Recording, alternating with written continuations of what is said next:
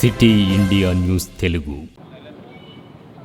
నిన్న రాహుల్ గాంధీ గారు ఏదైతే దేశంలో ఉన్న యువత అంతా కూడా ఆందోళన చెందుతున్నారు, ఇలా నీట్ పేపర్ లీకేజ్ సందర్భంగా మొత్తం భారతదేశం నుంచి కూడా అందరు కూడా జంతర్ మంతర్ వెళ్ళి ఇలా ప్రధానమంత్రి గారిని ప్రశ్నిస్తుంటే ఇలా ఎవరు కూడా ముందుకు రాకపోతే ఇలా రాహుల్ గాంధీ గారు ఒక ప్రతిపక్ష నేతగా ఉండి మొత్తం నరేంద్ర మోదీ గారి ఇంటికి పోవడం జరిగింది.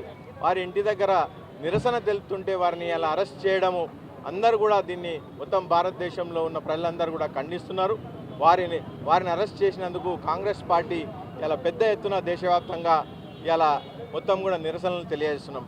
ఇలా ఇలా రాహుల్ గాంధీ గారు ప్రజాస్వామ్యంని అడ్డగా పెట్టుకొని ఇలా ప్రజాస్వామ్యం కోసము ఇలా ఒక గొంతుగా, యువతకు గొంతుగా, ప్రజల గొంతుగా పనిచేస్తుంటే ఇలా బీజేపీ ప్రభుత్వం దాన్ని అణచివేయాలని చెప్పి ఇలా చూస్తుంది.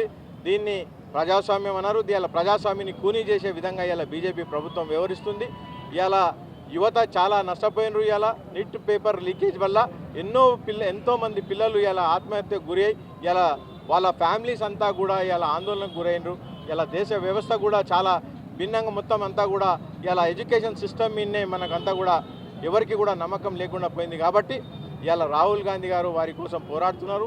ఏదైతే ఇలా వారిని అరెస్ట్ చేసిండ్రో దానికి నిరసనగా మేమంతా కూడా మహబూబ్ నగర్ కాంగ్రెస్ పార్టీ తరఫున ఇక్కడ గాంధీ చౌక్ గారు మేమంతా కూడా నిరసన తెలపడం జరిగింది.